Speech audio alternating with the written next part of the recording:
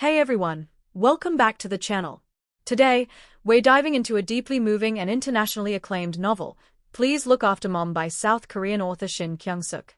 This book is a poignant exploration of family dynamics, love, sacrifice, and the often overlooked role of mothers in our lives. The story begins with a devastating event.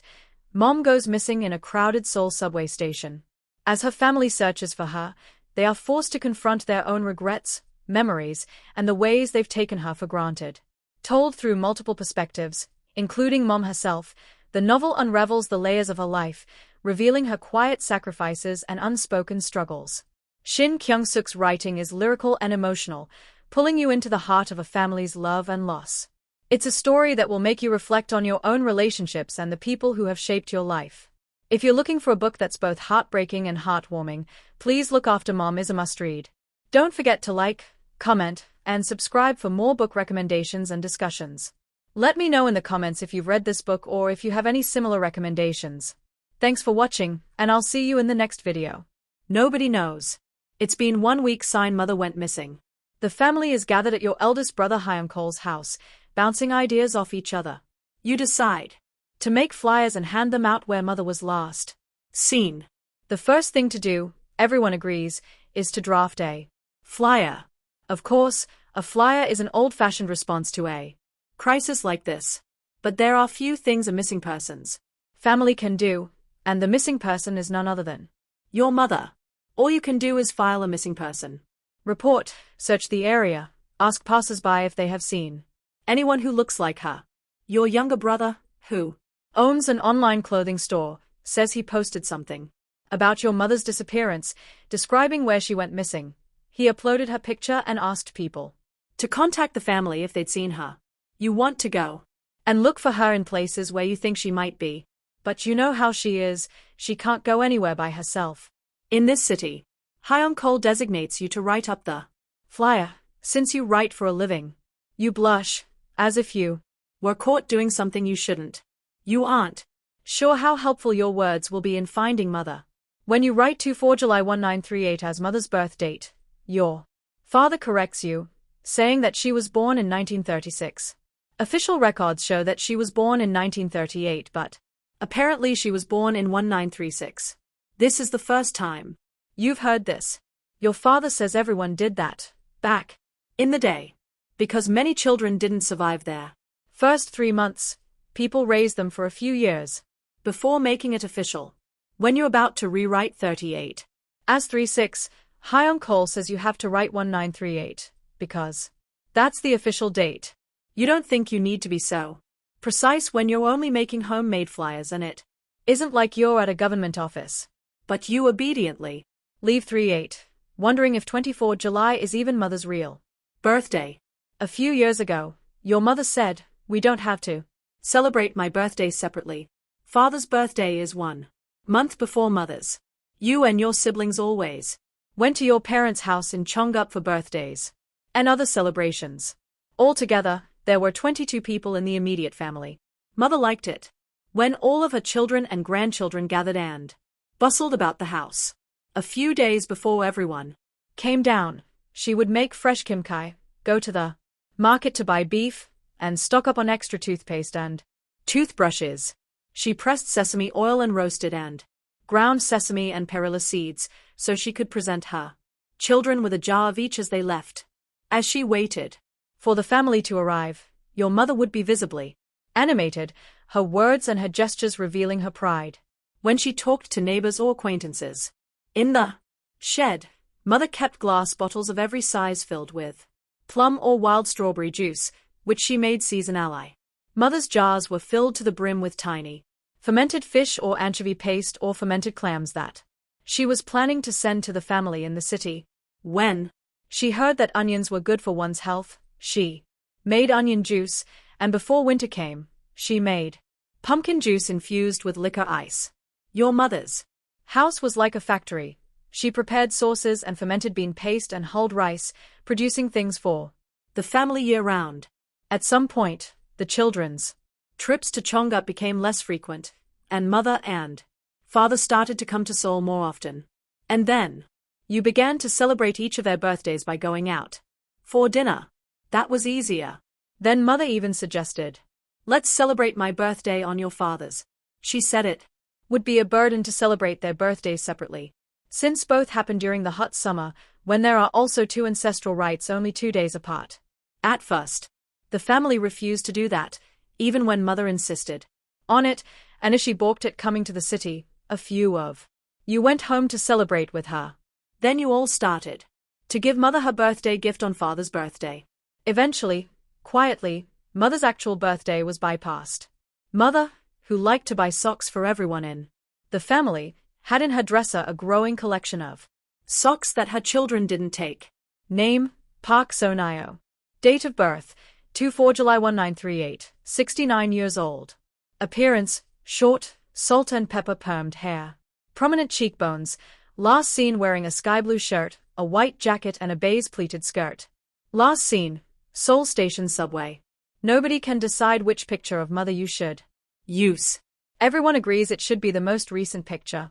But nobody has a recent picture of her. You remember that at some point mother started to hate getting her picture taken. She would sneak away even for family portraits. The most recent photograph of mother is a family picture taken at father's 70th birthday party. Mother looked nice in a pale blue hanbok, with her hair done at a salon, and she was even wearing red lipstick. Your younger brother thinks your mother looks so different in this picture from the way she did right before she went missing. He doesn't think people would identify her as the same person, even if her image is isolated and enlarged.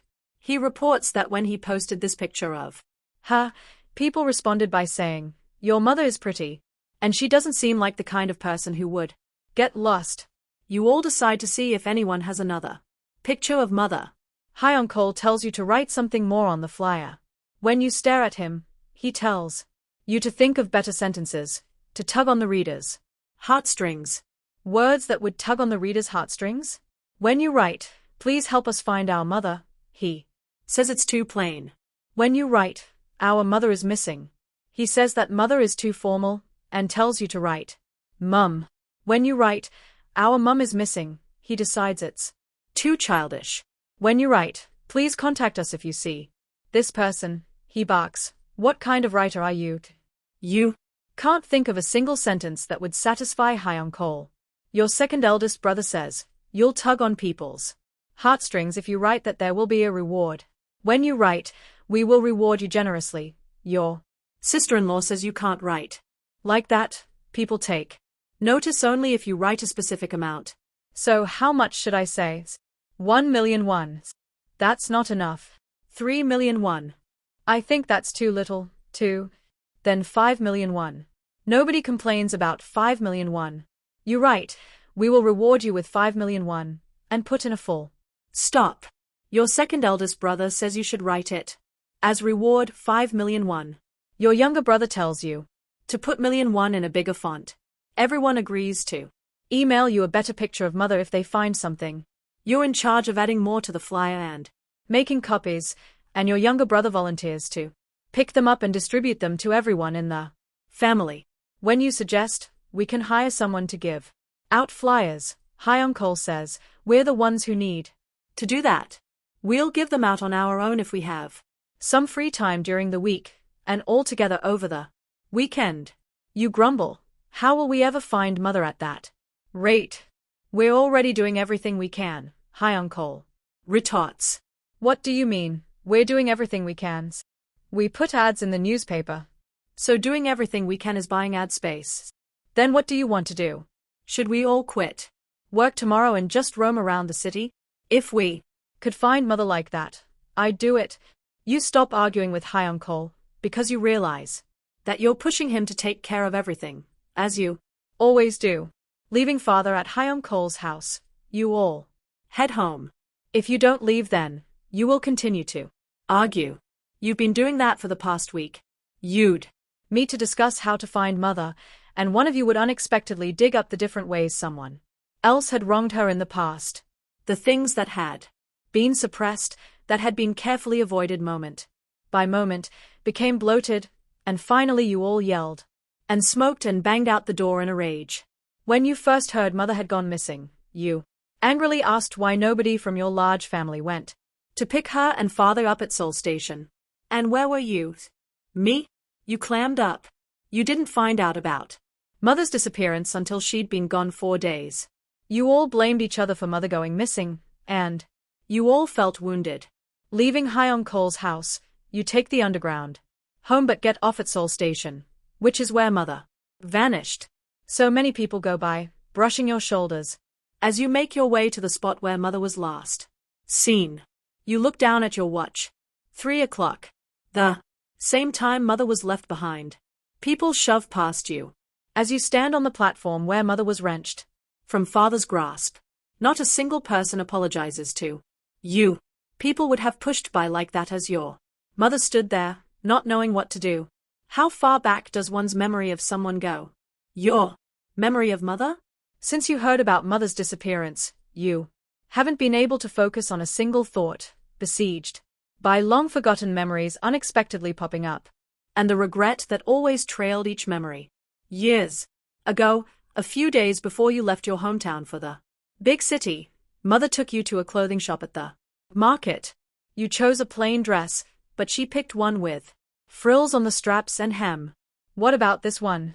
No, you said, pushing it away. Why not? Try it on. Mother, young back then, opened her eyes wide, uncomprehending. The frilly dress was worlds away from the dirty towel that was always wrapped around Mother's head, which, like other farming women, she wore to soak up the sweat on her brow as she worked. It's childish. Is it? Mother said, but she held the dress up and kept examining it, as if she didn't want to walk away. I would try it on if I were you. Feeling bad that you'd called it childish, you said, this isn't even your style. Mother said, no, I like these kinds of clothes, it's just that I've never been able to wear them. I should have tried on that dress. You bend your legs and squat on the spot where Mother might have done the same.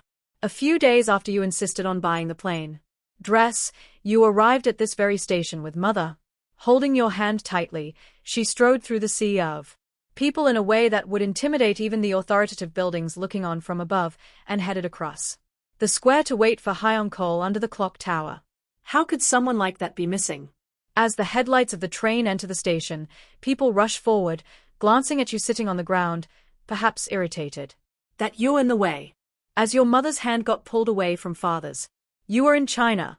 You were with your fellow writers at the Beijing Book Fair. You were flipping through a Chinese translation of your book at a booth when your mother got lost in Seoul Station. Father, why didn't you take a cab instead? This wouldn't have happened if you hadn't taken the underground. Father said he was thinking, why take a taxi when the train station is connected to the subway station? There are moments one revisits after something happens, especially after something bad happens. Moments in which one thinks, I shouldn't have done that. When father told your siblings that he and mother could get to Hyung-Ko's house by themselves, why did your siblings let them do that, unlike all the other times? When your parents came to visit, someone always went to Seoul Station or to the express bus terminal to pick them up. What made father, who always rode in a family member's car, or a taxi when he came to the city, decide to take the underground on that particular day? Mother and father rushed towards the train that had just arrived. Father got on, and when he looked behind him, mother wasn't there. Of all days, it was a busy Saturday afternoon.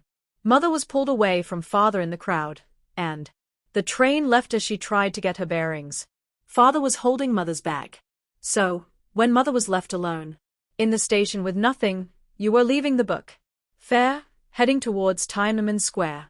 It was your third time in Beijing, but you hadn't yet set foot in Tiananmen Square, had only gazed at it from inside a bus or car.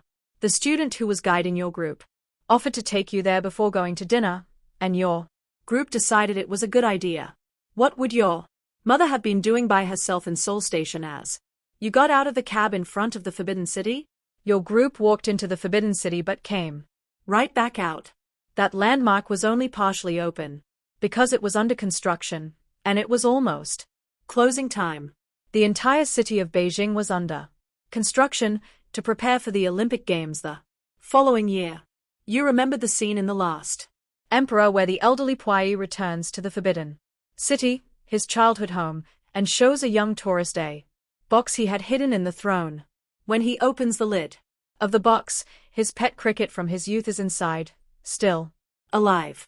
When you were about to head over to Tiananmen Square, was your mother standing in the middle of the crowd, lost, being jostled?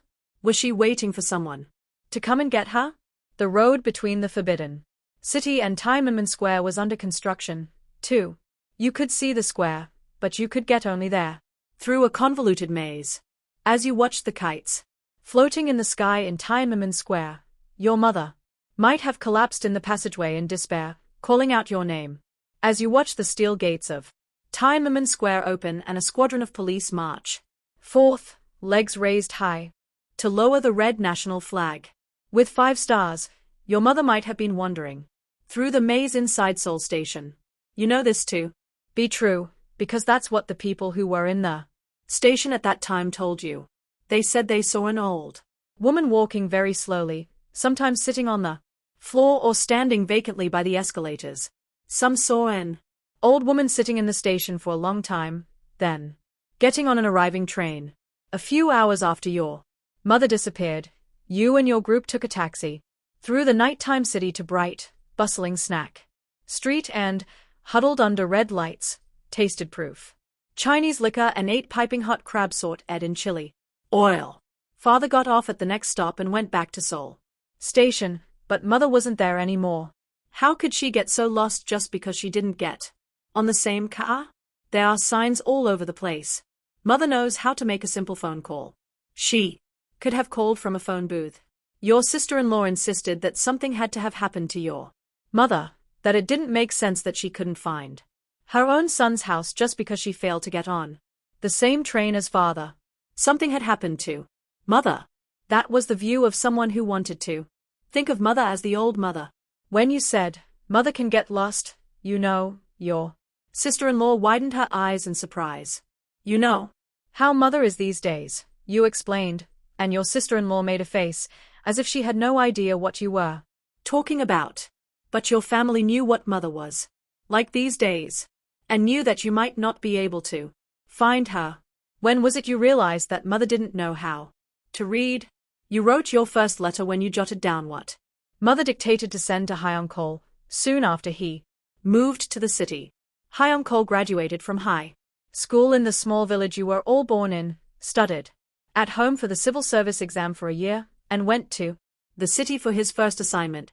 It was the first parting between mother and one of her children. Back then, your family didn't have a phone, and the only way to communicate was through letters. Hyung-Cole sent her letters written in large type. Your mother always intuitively knew when Hyung-Cole's letters would arrive. The postman came around 11 in the morning with a large bag hanging from his bicycle. On the days when Hyung-Cole's letters arrived, mother would come in from the fields, or from the stream where she would be doing the laundry, to receive the letter personally from the postman. Then she waited for you to come home from school, led you to the back porch and took out Hyung-Cole's letter. Read it out loud, she would tell you. Hyung-Cole's letters always started with dearest mother. As if he were following a textbook on how to write letters, Hyung-Cole asked after the family and said he was doing well. He wrote that he took his laundry to father's cousin's wife once a week, and that she washed it for him, as mother had asked her to do. He reported that he was eating well, that he had found a place to sleep, as he had started staying overnight at work, and asked her not to worry about him. Hyung-Cole also wrote that he felt he could do anything in the city, and that there were many things he wanted to do. He even revealed his ambition to become a success and give mother a better life. 20-year-old Hyung-Cole gallantly added, so, mother, do not worry about me, and please take care of your health. When you peeped over the letter at mother, you would see her staring at the taro stalks in the backyard, or at the ledge of tall clay jars filled with sauces. Your mother's ears would be cocked like a rabbit's, trying not to miss a single word. After you finished reading the letter, your mother instructed you to write down what she would tell you. Mother's first words were, Dear Hyung-Cole. You wrote down, Dear Hyung-Cole. Mother didn't tell you to put a full stop after it, But you did. When she said, Hyung-Sook, you wrote down Hyung-Sook. When mother paused after calling his name, as if she'd forgotten what she wanted to say, you tucked strands of your bob behind your ear and waited attentively for your mother to continue, ballpoint pen in hand, staring down at the stationery. When she said, the weather's turned cold, you wrote, the weather has turned cold. Mother always followed dear Hyung-Sook with something about the weather. There are flowers now that it's spring. It's summer, so the paddy bed is starting to dry and crack. It's harvest season, and there are beans overflowing on the paddy banks. Mother spoke in your regional dialect unless it was to dictate a letter to Hyung-Sook. Don't worry about anything at home, and please take care of yourself. That is the only thing your mother wishes from you. Mother's letters always swelled with a current of emotion. I am sorry that I can't be of any help to you.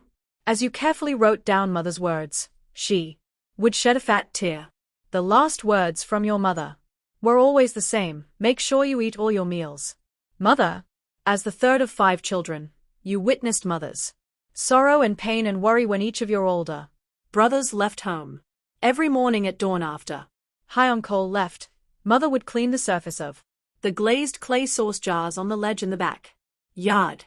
Because the well was in the front yard, it was cumbersome to bring water to the back, but she washed each and every jar. She took off all the lids and wiped them clean, inside and out, until they shone. Your mother sang quietly.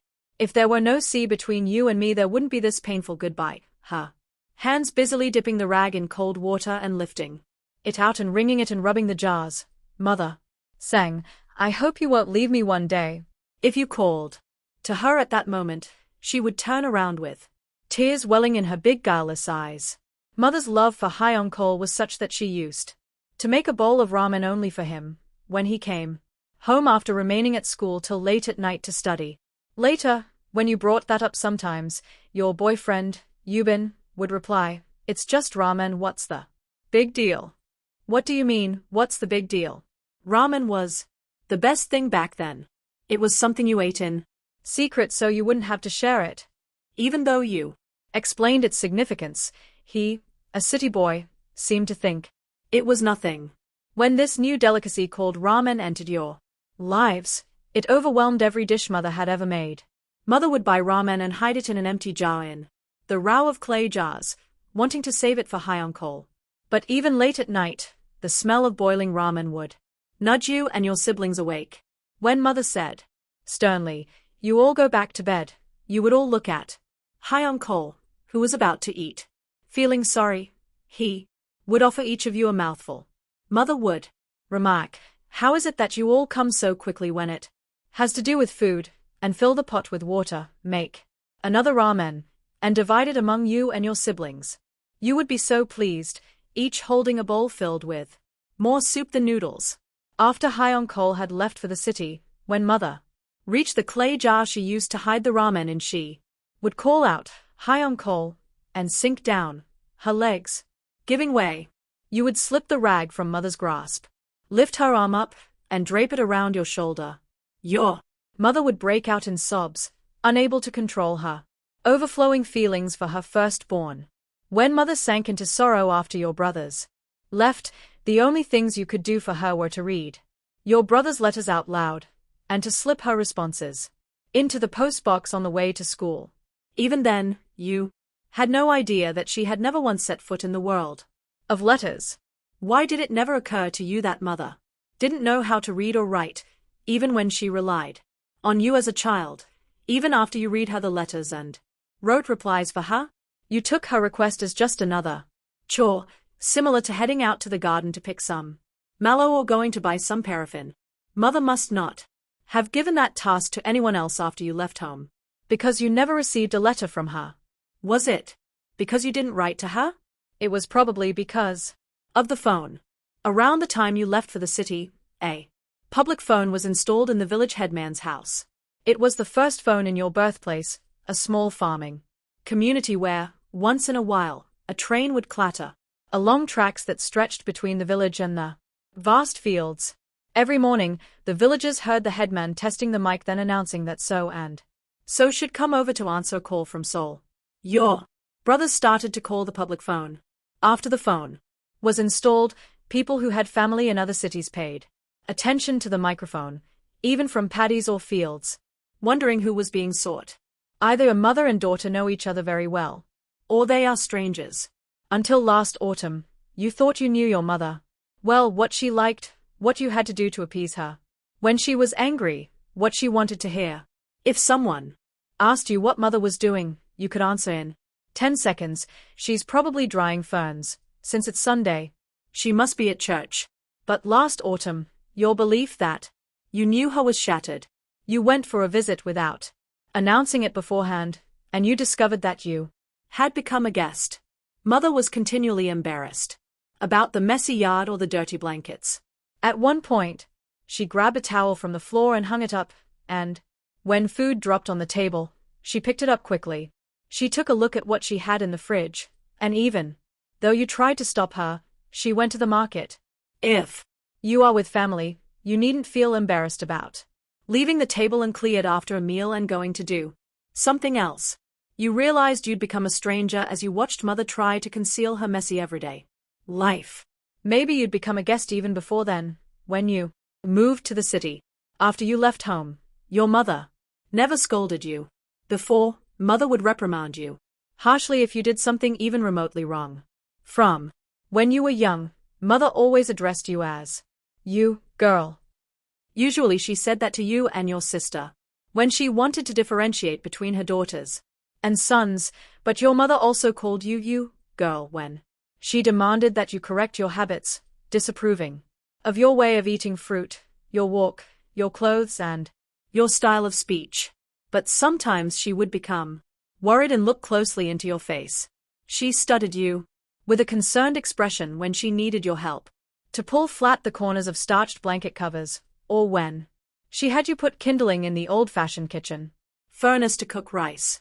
One cold winter day, you and your mother were at the well, cleaning the skate that would be used for the ancestral rites at New Year's, when she said, "You have to work hard in school so that you can move into a better world." Did you understand her words? Then, when mother scolded you freely, you more frequently called her mother. The word mother is familiar. And it hides a plea. Please look after me. Please stop yelling at me and stroke my head. Please be on my side, whether I'm right or wrong. You never stopped calling her mother. Even now, when mother's missing. When you call out mother, you want to believe that she's healthy. That mother is strong. That mother isn't fazed by anything. That mother is the person you want to call whenever you despair about something in this city. Last autumn, you didn't tell her that you were coming down, but it wasn't to free your mother from preparing for your arrival. You were in Pohang at the time. Your parents' house was far from Pohang, where you arrived on an early morning flight. Even when you got up at dawn and washed your hair and left for the airport, you didn't know that you were going to go see mother in Cheong-up. It was farther and more difficult to go to Cheong-up from Pohang than from Seoul. It wasn't something you'd expected to do. When you got to your parents' house, the gate was open. The front door was open, too. You had a lunch date with Yubin back in the city the next day, so you were going to return home on the night train. Even though you were born there, the village had become an unfamiliar place. The only things left from your childhood were the 3 nettle trees, now mature, near the stream. When you went to your parents' house, you took the small path towards the nettle-lined stream instead of the big road. If you kept going that way, it would lead you straight to the back gate of your childhood home. A long time ago, there was a communal well right outside the back gate. The well was filled in when modern plumbing was installed in every house, but you stood on that spot before entering the house. You tapped the sturdy cement with your foot precisely where that abundant well used to be. You were overwhelmed with nostalgia. What would the well be doing in the darkness under the street, the well that had supplied water to all the people in the alley and still sloshed about? You weren't there when the well was filled in. One day you went back for a visit and the well was gone, just a cement road where it had been. Probably because you didn't see the well being filled with your own eyes. You couldn't stop imagining that the well was still there, brimming with water, under the cement. You stood above the well for a while, then went through the gate, calling, "Mother!" But she didn't answer. The setting autumn sunlight filled the yard of the house, which faced west. You went into the house to look for her, but she wasn't in the living room or in the bedroom. The house was a mess. A water bottle stood open on the table, and a cup was perched on the edge of the sink. A basket of rags was overturned on the floor mat in the living room, and on the sofa was a dirty shirt with its sleeves flung apart, as if father had just taken it off. The late afternoon sun was illuminating the empty space. "Mother!" Even though you knew nobody was there, you called one more time, "Mother!" You walked out the front door and, in the side yard, discovered Mother lying on the wooden platform in the doorless shed. "Mother!" you called, but there was no reply. You put on your shoes and walked towards the shed. From there you could look over the yard. A long time ago, Mother had brewed malt in the shed. It was a useful space, especially after it was expanded into the adjacent pigsty. She piled old, unused kitchen supplies on the shelves she had mounted on a wall, and underneath there were glass jars of things she had pickled and preserved. It was Mother who had moved the wooden platform into the shed. After the old house was torn down and a Western-style house was built, she would sit on the platform to do kitchen work that she couldn't easily do in the modern kitchen inside. She would grind red peppers in the mortar to make kimchi, sift through beanstalks to find beans and shuck them, make red pepper paste, salt cabbage for winter, kimchi, or dry fermented soybean cakes. The kennel next to the shed was vacant, the dog chain lying on the ground. You realized that you hadn't heard the dog when you walked into the house. Looking around for him, you approached Mother, but she didn't move. She must have been cutting courgettes to dry in the sun. A chopping board, a knife, and courgettes were pushed to the side, and small slices of courgettes were cradled in a worn bamboo basket. At first you wondered, was Mother sleeping? Recalling that she wasn't one to take naps, you peered into her face. Mother had a hand clutching her head, and she was struggling with all her might. Her lips were parted, and she was frowning so intently that her face was gnarled with deep wrinkles. "Mother!" She didn't open her eyes. "Mother! Mother!" You knelt in front of Mother and shook her hard, and her eyes opened slightly. They were bloodshot, and beads of sweat dotted her forehead. Your mother didn't seem to recognize you. Weighted with pain, her face was a miserable knot. Only some invisible malevolence could cause an expression like that. She closed her eyes again. "Mother!" You scrambled onto the platform and cradled your mother's tortured face on your lap. You hooked your arm under her armpit so that her head wouldn't slide off your knees. How could she be left alone in this state? Outrage flashed through your conscience, as if someone had thrown her in the shed like that. But you were the one who had moved away and left your mother's side. If one is deeply shocked, one cannot figure out what to do. Should I call an ambulance? Should I move her into the house? Where's father? These thoughts raced through your head, but you ended up gazing down at Mother lying across your lap. You had never seen her face contorted like that, so miserable, in such pain. Her hand, which was pressing down on her forehead, fell listlessly to the platform. Mother breathed laboriously, exhausted. Her limbs drooped, as if she could no longer exert the effort to try to avoid the pain. "Mother!" Your heart pounded. It occurred to you that she might be dying, just like this. But then Mother's eyes opened calmly and trained themselves on you. It should have surprised her to see you, but there was nothing in her eyes. She appeared to be too weak to react.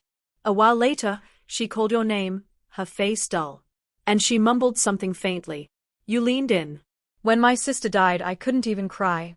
Mother's pale face was so hollow that you couldn't say a thing. "Your aunt's funeral was in the spring. You didn't go. You hadn't even visited her, although she had been ill for almost a year. And what were you doing instead? When you were young, your aunt was your second mother. During summer holidays you went to live with her, in her house just on the other side of the mountain. Your aunt had the closest relationship with you among all your siblings. It was probably because you looked like Mother. Your aunt always said, you and your mother are cast From the same mold. As if she were recreating her childhood with her sister, your aunt fed rabbits with you. And braided your hair. She cooked a pot of barley with a Scoop of rice on top and saved the rice for you. At night. You lay across her lap and listened to the stories she told. You remembered how your aunt used to slide an arm under your neck at night to fashion a pillow for you. Even though she had left this world, you still remembered your aunt's scent from those childhood visits. She spent her old age looking after her grandchildren while their parents ran a bakery. Your aunt fell down the stairs as she was carrying a child on her back and was rushed to hospital, where she found out that cancer had spread through her body to such an extent that it was too late to do anything. Your mother told you the news, my poor older sister. Why didn't they catch it until now? She'd never even gone in for a checkup. Your mother visited her sister with porridge and spooned some into her mouth. You listened quietly when your mother called to say, "Yesterday I went to see your aunt. I made sesame porridge, and she had a good appetite." You were the first one mother called when she found out that your aunt had died. My sister died. You didn't say anything. You don't need to come, since you're busy. Even if your mother hadn't said that, you wouldn't have been able to go to your aunt's funeral because you had a deadline coming up.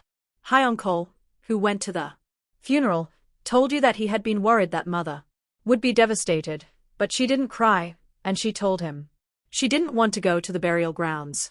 Really, you'd asked. Hi uncle said he thought it was strange, too, but he honored her wishes. In the shed that day, mother, whose face was marred with pain, told you she couldn't even cry when her sister died. Why not? You should have cried if you wanted to, you said, feeling a little relieved that she was returning to the mother you knew, even though she spoke without revealing any emotion. Your mother blinked placidly. I can't cry anymore. You didn't say anything, because then my head hurts so much it feels like it's going to explode. With the setting sun warming your back, you gazed down at mother's face cradled on your lap as if it were the first time you were seeing it. Mother got headaches, so severe that she couldn't even cry. Her dark eyes, which used to be as brilliant and round as the eyes of a cow that is about to give birth, were hidden under wrinkles. Her pale fat lips were dry and cracked. You picked up her arm, which she'd flung on the platform, and placed it on her stomach. You stared at the dark sunspots on the back of her hand, saturated with a lifetime of labor. You could no longer say you knew mother. When your uncle was alive, he would come to see mother every Wednesday. He had just returned to Cheongguk after a nomadic life of roaming the country. There was no specific reason for the visit. He just rode in on his bike and saw mother and left. Sometimes, instead of coming into the house, he called from the gate, "Sister, doing well?" Then, before your mother could get out to the yard, he called, "I'm going now," and turned his bike around and left. As far as you knew, mother and her brother were not that close. At some point before you were born, your uncle had borrowed quite a lot of money from father, but he never paid it back. Your mother sometimes brought that up, bitterly. She said, because of your uncle, she always felt indebted to father and father's sister. Even though it was your uncle's debt, it was hard for your mother to come to terms with the knowledge that he didn't pay it back. When 4 or 5 years went by without news from your uncle, your mother often wondered out loud, what could your uncle be doing these days? You couldn't tell if mother was worrying about him or resenting him. One day, your mother heard someone push the gate open and enter, saying, "Sister, are you in?" Mother, who was inside eating tangerines with you, threw open the door and ran out. It happened so quickly. Who was it that got her so excited? Curious, you followed her out. Mother paused on the porch, looking at the gate, shouted, "Brother," to the person standing next to it, and ran to him, not caring that she was barefoot. It was your uncle. Your mother, who had run out like the wind, beat his chest with her fist and cried, "Brother, brother." You watched her from the porch. It was the first time you had heard her call someone brother. When she referred to her brother, she always called him your uncle. You don't understand why you were so surprised when you saw mother run to your uncle and call him brother in a delighted nasal tone, when you had known all along that you had an uncle. You realized, oh, mother has a brother, too. Sometimes you laughed to yourself when you remembered what your mother was like that day, your aging mother jumping down from the porch and running across the yard to your uncle, shouting brother, as if she were a child, mother acting like a girl even younger than you. That mother was stuck in your head. It made you think, even mother. You don't understand why it took you so long to realize something so obvious. To you, mother was always mother. It never occurred to you that she had once taken her first step, or had once been 3, or 12 or 20 years old. Mother was mother. She was born as mother. Until you saw her running to your uncle like that, it hadn't dawned on you that she was a human being who harbored the exact same feeling you had for your own brothers, and this realization led to the awareness that she, too, had had a childhood. From then on, you sometimes thought of mother as a child, as a girl, as a young woman, as a newlywed, as a mother who had just given birth to you. You couldn't leave mother and return to the city after seeing her like that in the shed. Father was in Sokcho with some people from the Regional Center for Korean Traditional Performing Arts. He was supposed to be home in 2 days. Although mother got over the severe pain, she couldn't free herself from the headache, and she couldn't smile, let alone cry. She couldn't even understand your suggestion that she should go to hospital. When you helped her into the house, she walked gingerly, trying to keep her pain in check. A long time passed before she could talk. Mother said that she always got headaches but only had terrible ones once in a while, and that she could put up with it since those moments passed. Did your siblings know about mother's headaches? Did father? You wanted to tell them, and to take her to a big hospital as soon as you returned to the city. When she was able to move around by herself, mother asked, don't you need to go back?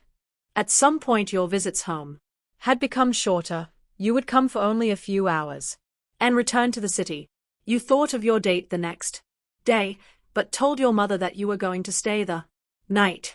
You remember the smile that spread across her face. You left the live octopus you'd bought at the Pohang fish market in the kitchen, since neither you nor your mother knew what to do with it, and you sat across from mother at the table like old times, quietly eating a simple meal of rice and panchan, side dishes of water kimchi, braised tofu, sauteed anchovies and toasted seaweed. When mother wrapped a piece of seaweed around some rice, as she did when you were little, and held it out, you took it and ate it. After dinner, to digest the food, you and mother walked around the outside of the house. It was no longer the same house you grew up in, but the front, side, and backyards were still connected, like before.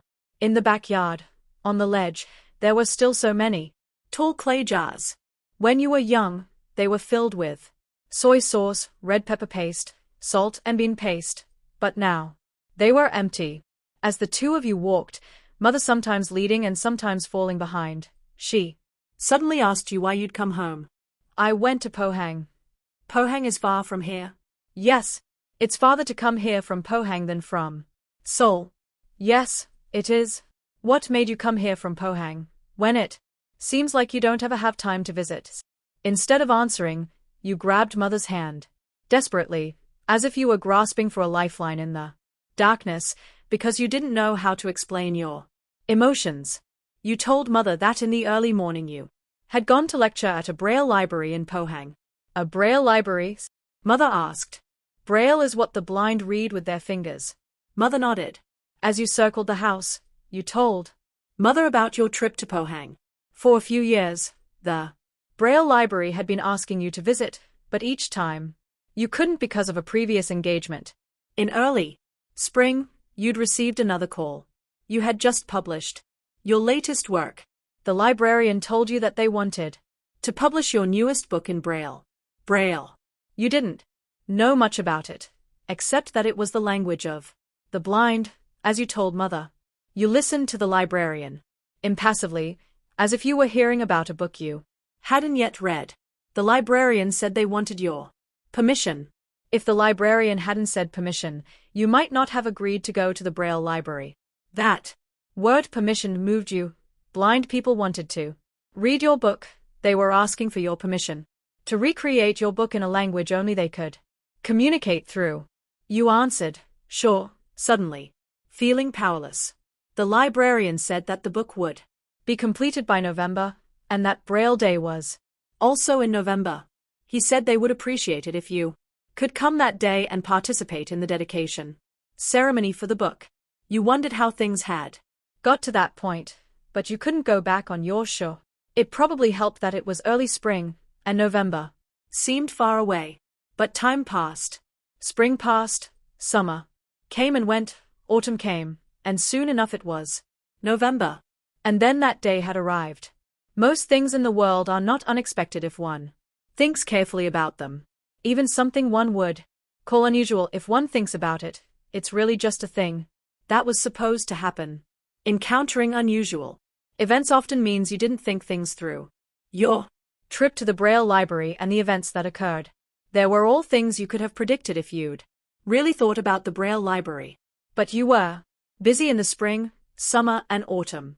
Even on the day you went to the Braille library, you weren't thinking about the people you were going to meet there. You were worried that you would be late for the 10 o'clock meeting time.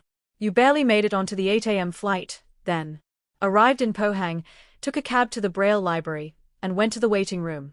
The director sat down facing you, with the help of a volunteer. He greeted you politely, thank you for coming all this way, and held his hand out. Trying to mask your nervousness, you shook it, saying brightly, hello. His hand was soft. The director talked about your book until right before the event. You smiled and nodded at this blind man who had read your work, even though he couldn't see you smile or nod. That day was Braille Day, their holiday. When you entered the auditorium, 400 people awaited you, some still trickling in with the help of volunteers. There were men and women of all ages, but no children. The ceremony began, and a few people came to the front, one by one, and made little speeches. Some people received certificates of appreciation. They spoke about your book, and you went to the front to receive the Braille version. Your one book became 4 volumes in Braille. The books given to you by the director were twice as big as yours, but they were light. You heard applause as you returned to your seat with the books in your hands. The ceremony continued. As plaques were given to congratulate readers, you opened one of the volumes. At once you felt faint. An infinite number of dots on white paper. It was as if you had fallen into a black hole, as if you were walking on stairs you knew so well that climbing them didn't even register in your mind, and, while thinking about something else, you missed a step and tumbled down. Braille proliferated on the white paper, each letter a hole made by a needle, words you couldn't decipher at all. You told Mother that you'd flipped past the first page and the second page and the third page, and then closed the book, because your mother was listening intently to your story. You continued. At the end of the ceremony, you stood in front of everyone and talked about your work. When you laid the books on the dais and looked out at the audience, your back stiffened. You had no idea what to focus on, standing in front of 400 people who couldn't see. So what did you do? Your mother asked. You told her that the 50 minutes given to you seemed never-ending. You were the type of person who looked into someone's eyes when you talked. When you talked, you sometimes told the entire story, or maybe only half, depending on the feeling you got from the person's eyes. Some eyes coaxed out stories you'd never told anyone. You wondered, does Mother know that I'm like that? In front of 400 blind people, you didn't know who to look at or how to start talking. Some eyes were closed, some half open, and some hidden behind dark glasses. Some eyes seemed to stare straight through you and your nervousness. Even though all eyes were aimed at you, you became silent in front of eyes that couldn't see you. You wondered what would be the point of talking about your book in front of these unseeing eyes. But it wasn't appropriate to talk about something else, such as anecdotes from your life. If anything, they should be telling you their life stories. Because you felt stuck, the first thing you said into the mic was, "What should I talk about?" They all burst out laughing. Did they laugh because they thought you meant you could tell any story? Or to make you feel more comfortable? A man in his mid-40s replied, "Didn't you come to talk about your works?"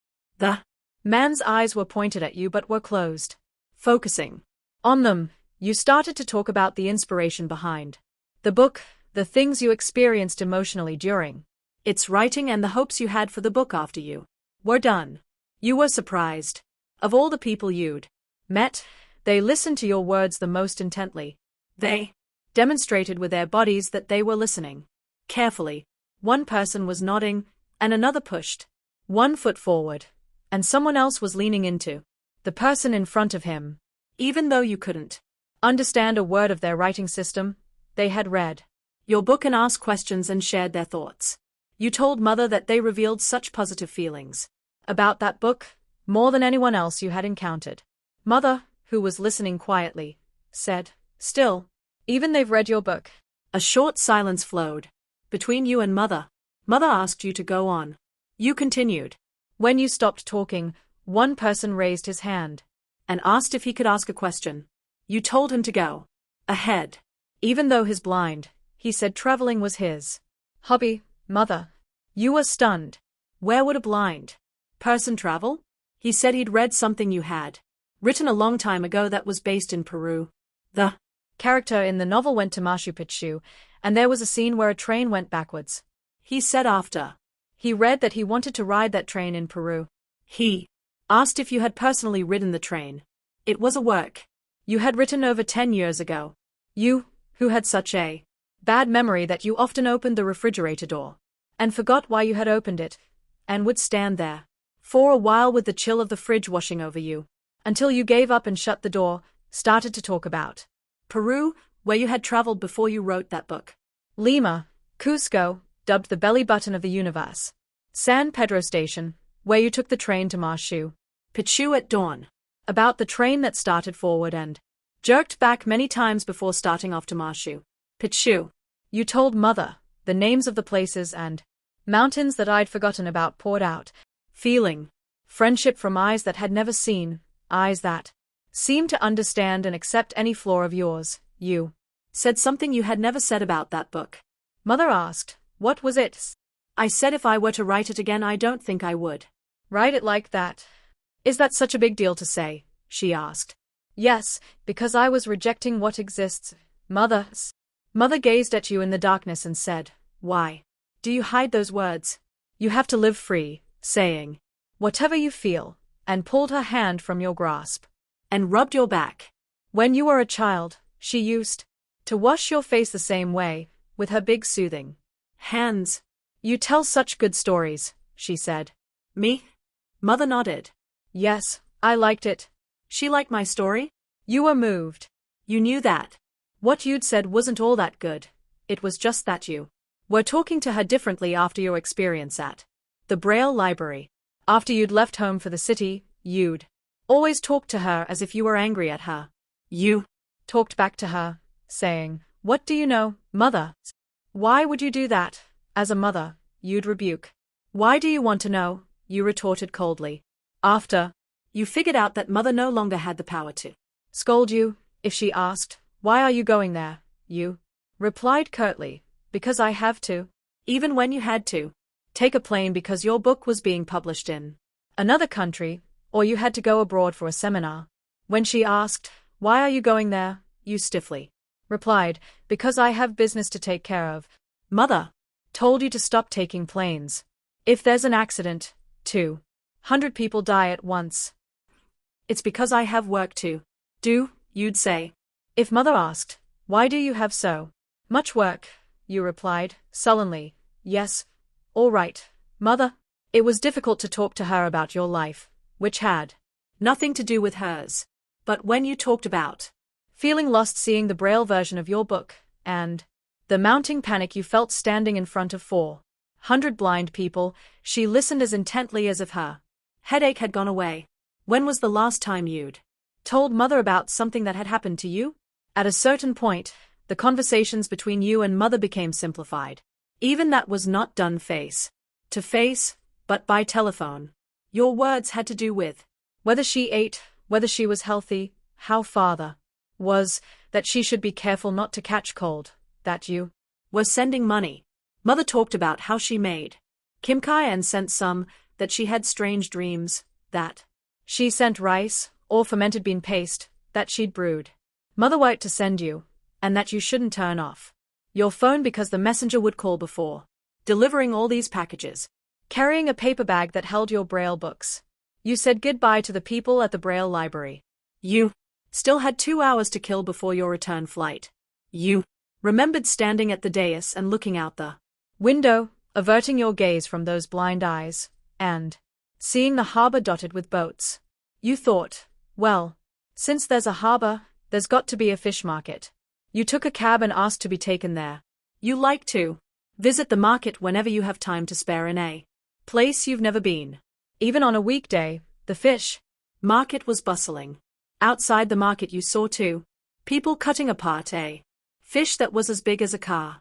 You asked if it was tuna, since it was so large, but the vendor said it was an ocean sunfish. You were reminded of a character in a book whose title you couldn't remember. She was from a seaside town, and she would go to the huge aquarium in the city every time she had a problem. To talk to the ocean sunfish swimming inside.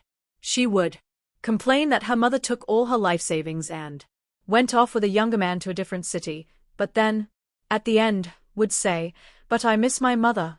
You're the only one I can tell this to, sunfish." You wondered if that was the same fish. Thinking it was a unique name for a fish, you asked, "Really? It's called an ocean sunfish." And the vendor said, "We also call it mola mola." As soon as you heard the words mola mola, the tension you had been feeling inside the library dissipated. Why did you think of mother as you wandered among the heaps of seafood, which cost a third of what they did in Seoul? Live octopus, with heads bigger than a human's, fresh abalone, scabbard, fish, mackerel, and crab? Was it the ocean sunfish that made you think of mother for the first time at a fish market? That made you recall preparing skate at home by the well, next to mother? You could see mother's frozen hands peeling the brownish mucus stuck to the flesh. You stopped at a store that had a boiled octopus as big as a child's torso hanging from the ceiling and bought a live octopus for 15,000 won. You bought some abalone, though they were farm-raised, they had been fed different kinds of seaweed. When you said you were going to Seoul, the vendor offered to put your purchase in an ice chest for an extra 2,000 won. As you walked out of the fish market, you realized you still had a lot of time left before your flight. Holding the Braille volumes in one hand and the ice chest in the other, you hopped into another cab and told the driver that you wanted to go to the beach. It took only 3 minutes to get there. The November beach was empty except for 2 couples. The beach was big. As you walked towards the water, you almost fell twice. You sat down on the fine sand and stared at the sea. After a while, you turned around to look at the shops and apartment buildings facing the ocean across the road. People who lived here could jump into the ocean on a hot night, then go home and take a shower. You absent-mindedly took out a Braille volume from the paper bag and opened it. The white dots on the pages sparkled in the sunlight. Tracing your finger along the indecipherable Braille in the sun, you wondered who had taught you to read. It was your second eldest brother. The 2 of you lying on your stomachs on the porch of the old house. Mother sitting next to you. Your brother, a gentle soul, caused the least trouble among your siblings. Unable to disobey mother's orders to teach you how to read, his expression bored, he directed you to write numbers and vowels and consonants over and over. You tried to write with your dominant left hand. Every time, your brother rapped the back of your hand with a bamboo ruler. He was doing mother's bidding, even though it was more natural for you to favor your left hand and foot. Mother told you that there would be many things to cry about in life if you used your left hand. When you used your left hand to scoop rice in the kitchen, mother wrenched the scoop out of your hand and put it in your right hand. If you tried to use your left hand anyway, she would grab the scoop and slap your left hand, saying, "Why won't you listen to me?" See, your left hand became swollen. Even so, when your brother wasn't watching, you quickly switched the pencil to your left hand and drew 2 circles, one on top of the other, for the. Then you switched the pencil back to your right. Your brother, who knew that you had stuck together 2 circles as soon as he saw told you to put your palms out and slap them with the ruler. As you were learning how to read, Mother looked over your crouched form while she mended socks or peeled garlic. When you learned to write your name and Mother's name and read books hesitantly before enrolling in school, your mother's face bloomed like a mint flower. That face overlapped with the braille you couldn't read. You stood up and hurried back to the road without bothering to brush the sand off your clothes. You decided against taking the plane to Seoul, and instead took a taxi to Taichung and got on a train to Cheonggup, thinking all the while that you hadn't seen Mother's face in almost 2 seasons.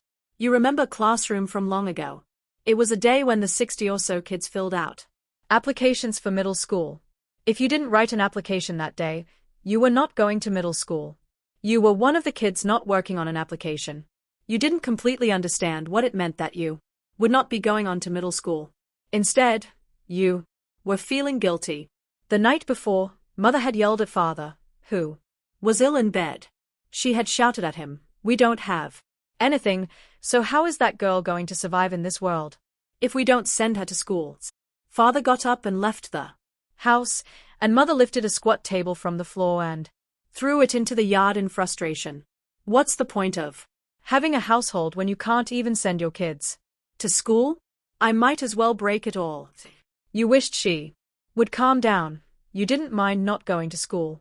Mother wasn't appeased by throwing the table. She opened and banged shut the door of the cellar and yanked all the laundry off the line, crumpled it, and threw it on the ground. Then she came to you, cowering by the well, and took the towel off her head and brought it to your nose. She ordered, "Blow your nose." You could smell the intense stink of sweat on Mother's towel. You didn't want to blow your nose, especially not into that smelly towel. But Mother kept telling you to blow your nose as hard as you could. When you hesitated, she said that way you wouldn't cry. You were probably standing there looking at Mother with an expression bordering on tears. Telling you to blow your nose was her way of saying, "Don't cry." Unable to resist her, you blew your nose, and your snot and the smell of sweat mingled in the towel. Mother came to school the next day wearing that same towel. After she spoke with your teacher came to you and handed you an application form. You raised your head and looked outside the classroom as you wrote your name on the form, and you saw Mother watching you from the hall. When your eyes met, she took the towel off her head and waved it, smiling brightly. Around the time the fee for middle school was due, the gold ring that used to be on Mother's left middle finger, her sole piece of jewelry, disappeared from her hand. Only the groove on her finger, etched by many years of wearing the band, was left behind. Headaches attacked Mother's body constantly. During that visit to your childhood home, you woke up thirsty in the middle of the night and saw your books looming over you in the dark. You hadn't known what to do with all of your books when you prepared to go to Japan for a year with Yubin on his sabbatical. You sent most of the books that had stayed with you for years, to your parents' house. As soon as Mother received your books, she emptied out a room and displayed them there. After that, you never found the opportunity to take them back with you. When you visited your parents' house, you used that room to change your clothes or to store your bags. And if you stayed, that was where Mother would place your blankets and sleeping mat. After you got a drink of water and returned to your room, you wondered how Mother was sleeping, and you carefully pushed her door open. It looked as if she wasn't there. "Mother," you called. No answer. You fumbled with the switch on the wall and turned on the light. Mother wasn't there. You turned on the light in the living room and opened the bathroom door, but she wasn't there either. "Mother, Mother," you called as you pushed the front door open and stepped into the yard. The early morning wind burrowed into your clothes. You turned on the light in the yard and glanced quickly at the wooden platform in the shed. Mother was lying there. You ran down the steps to the yard and approached her. She was frowning, as she had done earlier, asleep, hand on her head. She was barefoot, and her toes were curled under, perhaps from the cold. The simple dinner and the talk you had shared while you strolled around the house together Shattered. It was an early morning in November. You brought out a blanket and covered Mother with it. You brought socks and put them on her feet. And you sat next to her until she woke up. Thinking of ways to earn money other than from farming, Mother brought a wooden malt mold into the shed. She would take the whole wheat she harvested from the fields and crush it and mix it with water and put it in the mold and make malt. When the malt fermented, the entire house smelled of it. Nobody liked that smell, but Mother said it was the smell of money. There was a house in the village where they made tofu, and when she brought them the fermented malt, they sold it to the brewery and gave the money to Mother. Mother put that money in a white bowl, stacked 6 or 7 bowls on top of it, and placed it on top of the cabinets. The bowl was Mother's bank. She put all her money up there. When you brought home the invoice for tuition, she took money from the bowl, counted it out and put it in your hand. Later in the morning, when you again opened your eyes, you discovered that you were lying on the platform in the shed. Where was Mother? She wasn't there, but you could hear chopping from the kitchen. You got up and went in. Mother was about to slice a large, white radish on the chopping block. The way she held the knife looked precarious. It wasn't the way she used to thinly slice radish to make coleslaw, expertly, without looking down. Mother's hand holding the knife was unstable, and the knife kept slipping off the radish onto the chopping block. It seemed she would cut her thumb off. Mother! Wait! You grabbed the knife from her hand. I'll do it. Mother! You moved to the chopping block. Mother! Paused but then stepped aside. The steel basket in the sink held the languid dead octopus.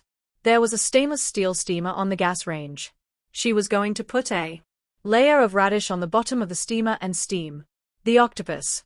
You were about to ask, aren't you supposed to parboil the octopus, not steam it? But you didn't. Mother arranged slices of radish on the bottom of the steamer and adjusted a stainless steel shelf inside. She put the whole octopus in and placed the lid on top. This was the way she usually cooked seafood. Mother wasn't used to fish. She didn't even call fish by their proper names. To Mother, mackerel and pike and scabbard fish were all just fish. But she differentiated between types of beans, kidney beans, soybeans, white beans, black beans. When Mother had fish in her kitchen, she never made sashimi or broiled or braised it, but always salted and steamed it. Even for mackerel or scabbard fish, she made a soy-based sauce with red pepper flakes, garlic, and pepper, and steamed it on a plate over rice that was cooking. Mother never put sashimi in her mouth. When she saw people eating raw fish, she looked at them with a distasteful expression that said, "What are they doing?" Mother, who had steamed skate from the time she was 17 years old, wanted to steam octopus, too. Soon, the kitchen was filled with the smell of radish and octopus. As you watched Mother steaming octopus in the kitchen, you thought of skate. People from Mother's region always put skate on their ancestral rite table. Mother's year was structured around the ancestral rites she held, once in spring and twice each in summer and winter. Mother had to sit next to a well and clean 7 skates each year, if one counted New Year's and full moon harvest. Usually the skate Mother bought was as big as a cauldron lid.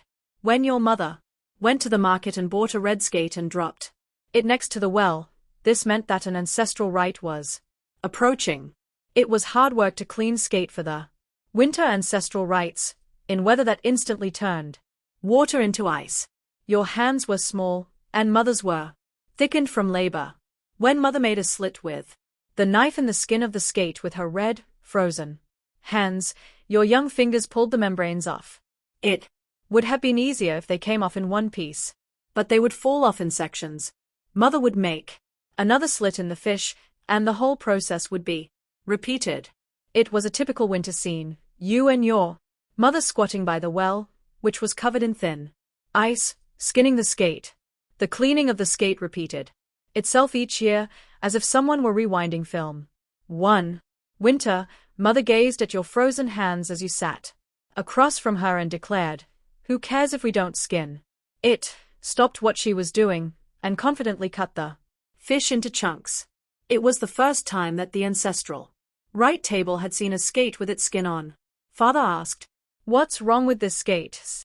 Mother replied, "It's the same skate, just not skinned." Father's sister grumbled. "You have to put care into food for the ancestral rites." "Then you try peeling it," Mother retorted. That year, whenever something bad happened, someone brought up the unpeeled skate. When the persimmon tree didn't bear fruit, when one of your brothers, who was playing a stick-throwing game, got poked in the eye by a flying stick. When father was hospitalized. When cousins fought. Father's sister grumbled that it was because Mother hadn't bothered to skin the skate for the ancestral rites. Mother placed the steamed octopus on the chopping block and tried to slice it. But the knife kept slipping. Just as if had when she was slicing the radish. "I'll do it." "Mother." You took her knife again, sliced the hot radish-scented octopus, dipped a piece in red pepper and vinegar sauce, and held it out to Mother. This was what she'd always done for you. Each time, you'd tried to take it in midair with your own chopsticks, but Mother would say, "If you eat it with your chopsticks, it doesn't taste as good. Just open your mouth." Now Mother tried to take it with her own chopsticks, and you said, "If you do that, it won't taste as good. Just open your mouth." You pushed the piece of octopus into her mouth. You tried 1, 2. The octopus was warm and squishy and soft. You wondered, octopus for breakfast? But you and Mother ate it with your fingers, standing in the kitchen. As you chewed on the octopus, you watched Mother's hand as she tried to pick up a piece and dropped it. You put a piece in her mouth for her. Soon she gave up trying to eat the octopus herself and waited for you to plop it in her mouth. Her hand seemed unfocused. Eating the octopus, you said, "Mother, let's go to Seoul today." Your mother replied, "Let's go up into the mountains." The mountains? Yes, the mountains. Is there a hiking trail from here? I've made one myself. Let's go to Seoul and go to the hospital there. Later. Later when? When your niece's entrance exam is over. She was referring to Hyung-Kole's daughter. You can go to the hospital with me instead of with Hyung-Kole. I'm fine. It'll be fine. I'm going to the Chinese doctor. For it. I'm getting physical therapy, too, because they said something's wrong with my neck. You couldn't persuade Mother. She kept insisting that she would go later. Then she asked you what the world's smallest country was. The smallest country? You stared at Mother, a stranger, asking you a random question. What is the smallest country in the world? Mother asked you to get Rose rosary beads for her if you ever went to that country. Rose rosary beads. Prayer beads made of rosewood. She looked at you listlessly. Do you need prayer beads? No, I just want prayer beads from that country. Mother stopped and let out a deep sigh. If you ever go there, get me a set. You were quiet. Because you can go anywhere. Your conversation with Mother stopped there. She didn't say another word in the kitchen. After the breakfast of steamed octopus, you and your mother left the house. You went across a few paddies at the back of the village and stepped onto a trail in the hills. Even though it wasn't a path people used, the trail was clear. The thick layers of oak leaves on the ground cushioned your feet. Sometimes the branches that reached into the trail hit your face. Mother, who was ahead of you, pushed the branches back for you. She let go of them after you walked through. A bird flew away. Do you come here often? Yes. With who? Nobody. There's nobody who would come with me. Mother walked this path by herself? You really couldn't say you knew Mother. It was a dark path for anyone to walk alone. At some parts, the bamboos were so dense that you couldn't see the sky. Why do you walk here by yourself? I came here once after your aunt died, and I kept coming back. After a while, Mother stopped on top of a hill. When you came up next to her and looked where she was looking, you shouted, "Oh, this path." It was a path you had completely forgotten about, the shortcut to your mother's house, which you used to take when you were young. Even after they built the big road that passed through the village, people often used this mountain trail. It was the path you had taken one day when your grandmother was busy preparing for her ancestral rites, a live chicken trailing behind you on a rope. You had dropped the rope and lost the chicken. Though you had looked for it everywhere, you weren't able to find it. Where had that chicken gone? Had the trail changed so much? You used to be able to walk this path with your eyes closed, but now, if it weren't for the hill, you wouldn't have known it was the same path. Mother stood there, staring at the place where her mother's house once stood. Nobody lived there anymore. The people from that village, which once must have numbered 50 households, had all moved away. A few empty houses hadn't been torn down, but it was a village that people had stopped coming to. So Mother had come here by herself to look down at the empty village she was born in? You wrapped your arm around her waist and suggested again that she come to Seoul with you. Mother didn't reply, and instead brought up the dog. You had been curious when you first noticed that the dog wasn't in the kennel, but you hadn't had a chance to ask. A year before, when you'd gone home in the summer, there was a chindo tied next to the shed. It was sweltering, and the chain was so short that it seemed the panting dog, unable to get out of the sun, would fall over dead at any moment. You told Mother to untie the dog. Mother said that if she did, people would be too scared to walk by. How could she chain a dog up like that, especially in the countryside? Because of the dog, you argued with Mother as soon as you arrived, not even bothering to say hello. Why do you keep the dog tied up? Let it roam. But Mother insisted. Nobody, not even in the country, lets their dog run around. Everyone ties their dog on a chain. If you don't, it'll get lost. You shot back, then. You have to get a longer chain. If you tie it up with such a short chain, how is a dog supposed to survive in this heat?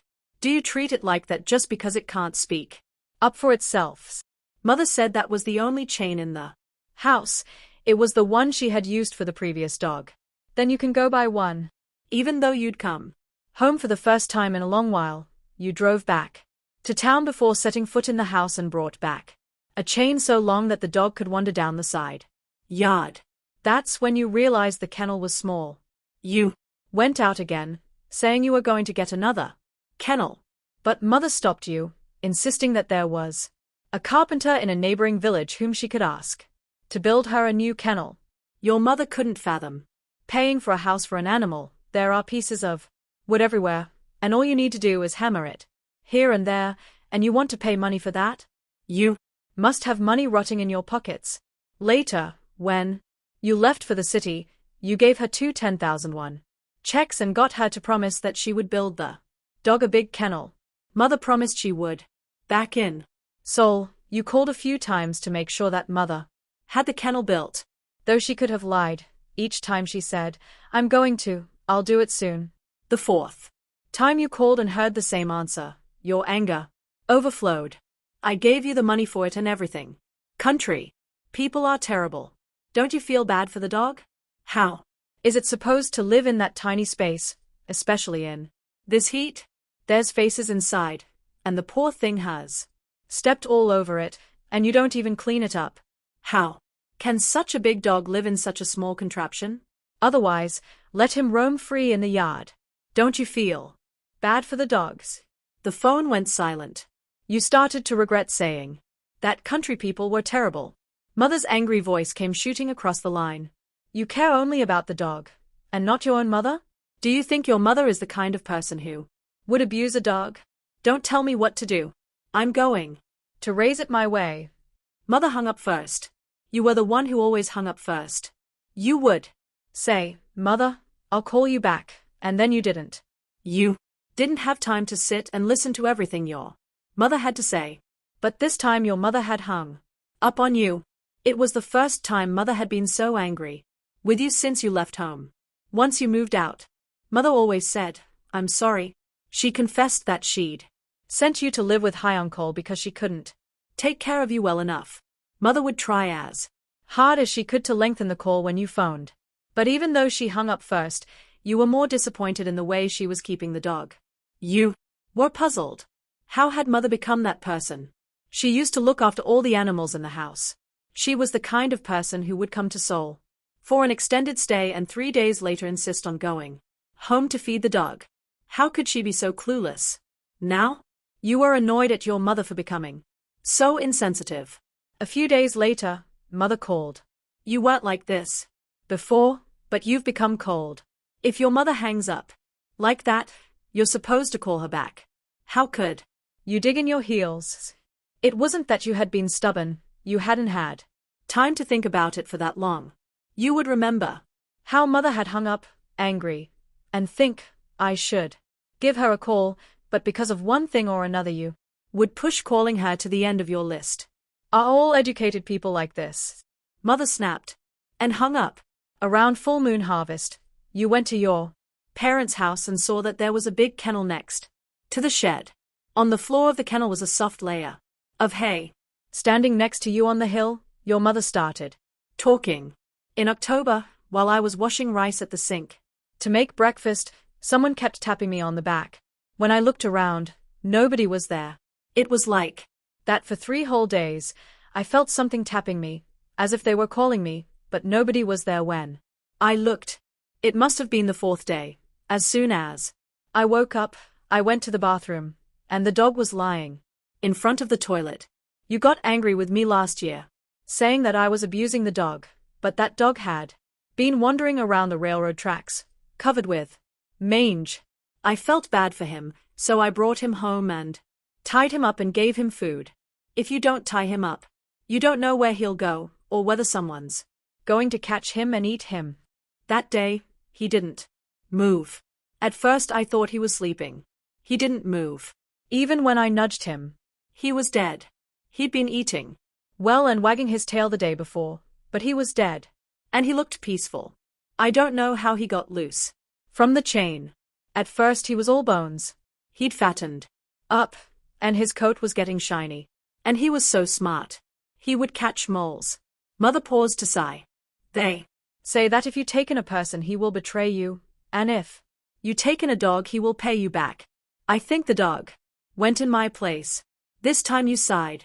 Last spring, I donated money to a passing monk and he said that this year one member in our family would be gone. When I heard that, I was anxious. For an entire year I thought of that. I think death came to fetch me, but because I was washing rice to cook for myself every time, he took the dog instead. Mother, what are you talking about? How can you believe that, when you go to church? You thought of the empty kennel next to the shed and the chain on the ground. You put an arm around Mother's waist. I dug a deep grave in the yard and buried him. Your mother always did tell imaginative stories. On the night of an ancestral rite, father's sister and other aunts would come over with bowls of rice. It was when food was scarce, so they would all contribute. After the ancestral rites, your mother would fill the relatives' bowls with food for them to take home. During the rites, the bowls of rice sat in a row nearby. Afterwards, Mother said that birds had flown in and perched on the rice, then left. If you didn't believe her, she'd say, I saw them. There were 6 birds. The birds are our ancestors, who came to eat. The others laughed, but you thought you could see their footprints in the white rice. Once, Mother went to the fields in the early morning, bringing along a snack for later, but someone was there already, bent over and pulling weeds. When she asked who he was, he said he was passing by and stopped to pull weeds because there were so many. Mother and the stranger weeded together. She was grateful, so she shared the snack she had brought. They talked about this and that and weeded the field and went their separate ways when it got dark. When she came back from the field and told father's sister that she had weeded with the stranger, father's sister stiffened and asked what he looked like. That used to be the owner of that field. He died of sunstroke one day while he was weeding the field. You asked, Mother, weren't you scared to be in the field with a dead person all day? But your mother replied nonchalantly, I wasn't scared. If I'd had to weed that field all by myself, it would have taken 2 or 3 days. So I'm just grateful he helped me. After your visit, you noticed how your mother's headaches seemed to be eating away at her. She quickly lost her outgoing personality and vivacity, and started to lie down more often. Your mother couldn't even concentrate on card games with 101 bets, which were among the few joys in her life, and her senses became dull. One day, after she put a pot of rags on the gas range to bleach them, your mother crumpled onto the floor of the kitchen and couldn't get back up. All the water evaporated, the rags began to burn, and the kitchen was enveloped in smoke. but your mother couldn't snap out of it. The house might have gone up in flames if a neighbor hadn't come in to see what was going on, after catching a glimpse of the column of smoke in the air. Your sister, who has 3 kids, once asked you a question about your mother and her constant headaches. Do you think mother liked being in the kitchen? Her voice was low, serious. Why do you ask? Somehow I don't think she did. Your sister, who was a pharmacist, opened her pharmacy while pregnant with her first child. Your sister-in-law babysat for the infant, but she lived far from the pharmacy. The baby lived with your sister-in-law for a while. Your sister, who'd always loved children, ran the pharmacy even though she could see her baby only once a week. It was wrenching to watch her part with her baby. There couldn't have been a farewell as sorrowful as that. But your sister seemed to have more trouble with the situation than the baby. While he adapted to his life away from his mother fairly well, she drove him back to your sister-in-law's at the end of each weekend crying, her tears drenching her hands as they gripped the steering wheel on the way home, and on Monday she stood in her pharmacy with her eyes swollen from weeping. It was so bad that you would say, do you really need to go to such lengths to run a pharmacy? When your sister's husband was to go to the United States for 2 years of training, your sister closed the pharmacy, which she had continued to run even after she had her second child. She said she thought living in America would be a good experience for the kids, and you thought, yes, please take it easy and take some time off. She had never once taken time off after she got married. She had her 3rd baby in the States and then returned. Now she had to cook for a family of 5. Your sister said that once they ate 200 croaker fish in 1 month. 200 in 1 month? Did you only eat croakers, you asked, and she said they had. This was before their things had arrived from America, and she wasn't used to the new house yet. And the newborn was still breastfeeding, so there wasn't time to go to the market. Her mother-in-law sent a chest of baby croakers, salted and gently dried, and they ate the whole thing in 10 days. Your sister laughed and said, I would make bean sprout soup and broil a couple of fish, then make courgette soup and fish. When she asked her mother-in-law where she could get more, she found out that she could order them online. Because they had eaten through the first batch so quickly, she ordered 2. When the croakers came, I washed them and counted. There were 200. I was washing the fish so that I could wrap 4 or 5 of them in plastic and put them in the freezer to make them easier to cook, and all of a sudden I wanted to fling them all on the floor, your sister said calmly. And I thought of mother. I wondered, how did mother feel all those years in that old-fashioned kitchen, cooking for our big family? Remember how much we ate? We had 2 small tables filled with food. Remember how big our rice pot was? And she had to pack all of our lunches, including the side dishes she made with whatever she could get in the countryside. How did mother get through it every day? Since father was the eldest, there was always a relative or 2 staying with us. I don't think mother could have liked being in the kitchen at all. You were caught off guard. You had never thought of mother as separate from the kitchen. Mother was the kitchen and the kitchen was mother. You never wondered, did mother like being in the kitchen? To earn money, your mother bred silkworms and brewed malt and helped make tofu. The best way to make money was not to use it. Mother saved everything. Sometimes she would sell a tatty lamp, a worn ironing stone or an old jar to people from out of town. They wanted the antiques that mother was using, and even though she wasn't attached to any of those things, she haggled with people over the price as if she had become a market trader. At first it would seem your mother was losing, but then she would get her way. After listening to them quietly, she'd say, then just give me this amount, and they would scoff, who would buy that useless thing for so much? Mother would retort, then why do you go around buying this stuff, and take the lamp back? They would grumble, you'd make a good merchant, and give mother what she asked for. Your mother never paid full price for anything. Most things she did herself, so her hands were always busy. She sewed and knitted, and she tilled the fields without rest. Mother's fields were never empty. In the spring she planted potato seeds in furrows and planted lettuce and crown daisies and mallow and garlic chives and peppers. And corn. Under the fence around the house she dug holes for courgettes, and in the field she planted beans. Mother was always growing sesame and mulberry leaves. And cucumbers. She was either in the kitchen or in the fields or in the paddies. She plucked potatoes and yams. And courgettes, and pulled cabbages and radishes from the ground. Mother's labor showed that nothing would be reaped if the seeds were not sown. She paid only for things that could not be grown from seeds, ducklings or chicks that ran around in the yard in the spring, piglets that lived in the sty. One year the dog gave birth to 9 puppies. After a month passed, Mother left 2 behind and put 6 in a basket and, because the basket was full, put the last one in your arms. Follow me, she said. The bus you and Mother rode was crowded with people who were going into town to sell things, sacks of dried pepper and sesame and black beans, baskets weighed down with just a few cabbages and radishes. Everyone huddled in a row at the township bus stop, and passers-by stopped to strike a deal. You slipped the warm puppy you were holding into the basket with the other squirming puppies, squatted next to Mother, and waited for them to be sold. The puppies, which Mother had taken care of for a month, were plump and healthy, gentle, without any suspicion or hostility towards people. They wagged their tails at the people who gathered around the basket and licked their hands.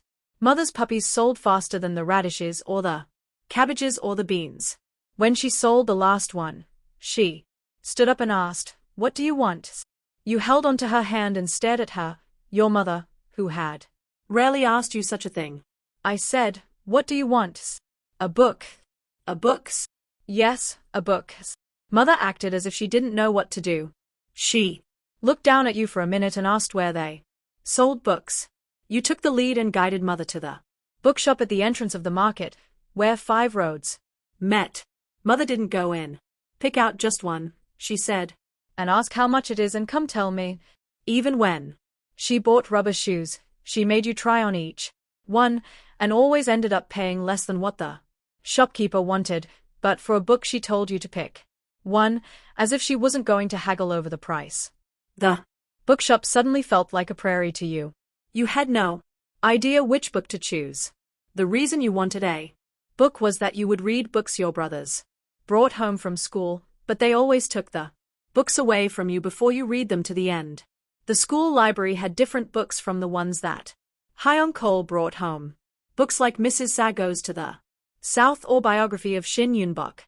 The book you chose, while Mother stood outside the bookstore, was human, all too human.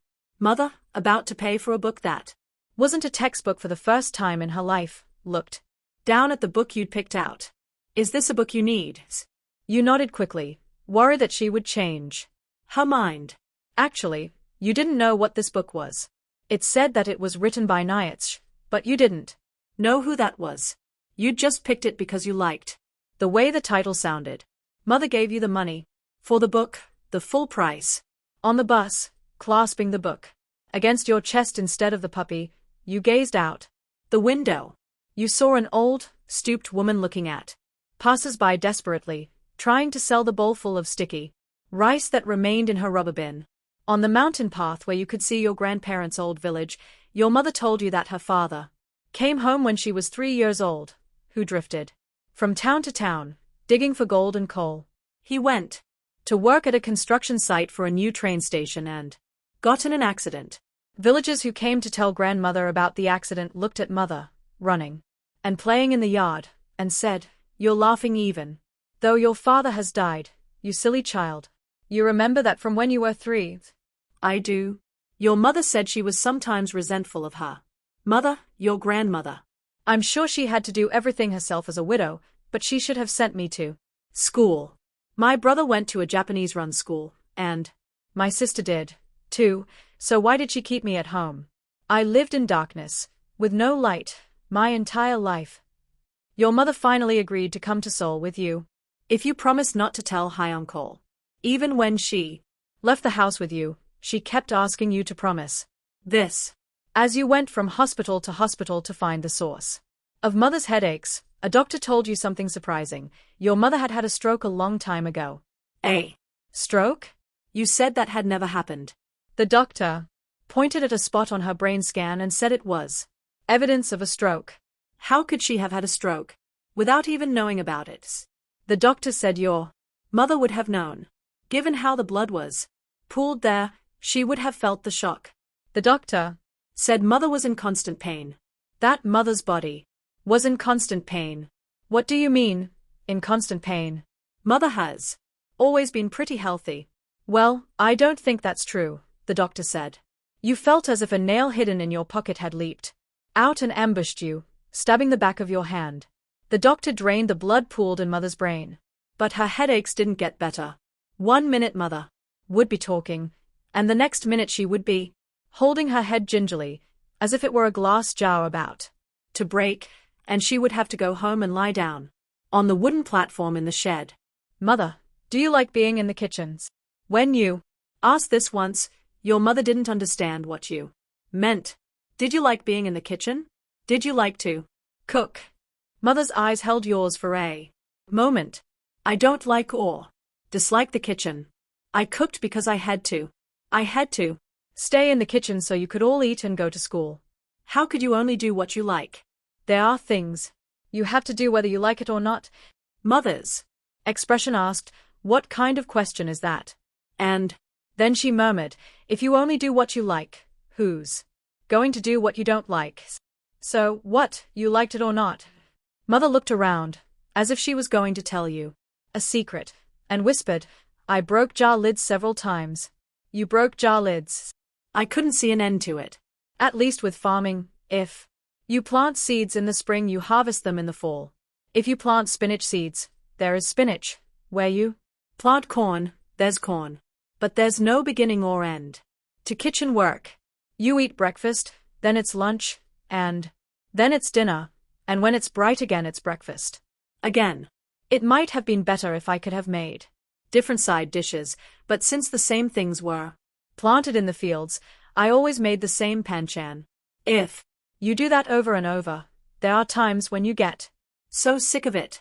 When the kitchen felt like a prison, I went out the back and picked up the most misshapen jar lid and threw it as hard as I could at the wall. Aunt doesn't know that I did that. If she did, she would say I was crazy, throwing jar lids around.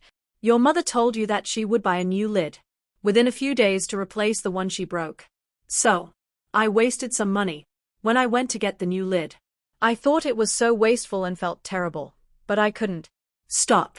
The sound of the lid breaking was medicine to me. I felt free. Your mother put a finger to her lips and said, Sure, in case someone could hear. It's the first time I'm telling this to anyone. A mischievous grin hovered on her face.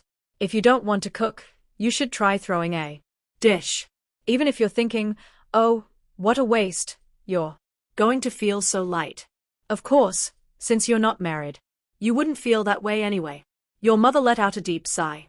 But it was nice when you kids were growing up, even when I was so busy that I didn't have time to ready the towel on my head. When I watched you sitting around the table, eating, with your spoons making a racket in the bowls, I felt like there was nothing else I wanted in the world. You were all so easy. You dug in happily when I made a simple courgette and bean paste soup, and your faces lit up if I steamed some fish once in a while. You were all such good eaters that when you were growing I was sometimes afraid. If I left a pot filled with boiled potatoes for your after-school snack, the pot would be empty when I came home. And there were days when I could see the rice in the jar in the cellar disappearing day by day, and times when the jar would be empty. When I went to the cellar to get some rice for dinner and my scoop scraped the bottom of the rice jar, my heart would sink. What am I going to feed my babies tomorrow morning? So in those days it wasn't about whether I liked to be in the kitchen or not. If I made a big pot of rice and a smaller pot of soup, I didn't think of how tired I was. I felt good that these were going into my babies' mouths. Now, you probably can't even imagine it, but in those days we were always worried that we would run out of food. We were all like that. The most important thing was eating and surviving. Smiling. Your mother told you that those days were the happiest in her life. But mother's headaches stole the smiles from her face. Her headaches jabbed at her soul and slowly ate away at it, like field mice with sharp teeth. The man you went to for help in printing the flyers is wearing old cotton clothes. Anyone glancing at him would be able to tell that he's wearing a very carefully made outfit, even though you know he always wears old cotton clothes. You can't help focusing on them. He has already heard about your mother and tells you that he will designs flyer based on your mock-up and print them out quickly at a printing shop his business acquaintance uses. Since there aren't any recent pictures of mother, you and your siblings had decided to use the family picture that your brother posted on the internet. The man looks at mother's face in the picture. Your mother is very pretty, he says. Out of the blue, you comment that his clothes are very nice. He smiles at your words. My mother made this for me. But didn't she pass away when she was alive? He tells you that since he was a child he has only been able to wear cotton because of various allergies. When other fabrics touched his skin, he became itchy and got a rash. He grew up wearing only the cotton clothes his mother made. In his memories, his mother was always sewing. She would have had to sew and sew to make everything personally, from his underwear to his socks. He says that when he opened her cupboard after she passed away he found stacks of cotton clothes that would last him for the rest of his life. That his outfit today is one he found in that cupboard. What did his mother look like? Your heart aches as you listen to him. You ask the man who is remembering his beloved mother, do you think your mother was happy? His words are polite, but his expression tells you that you've insulted his mother. My mother was different from today's women. The end.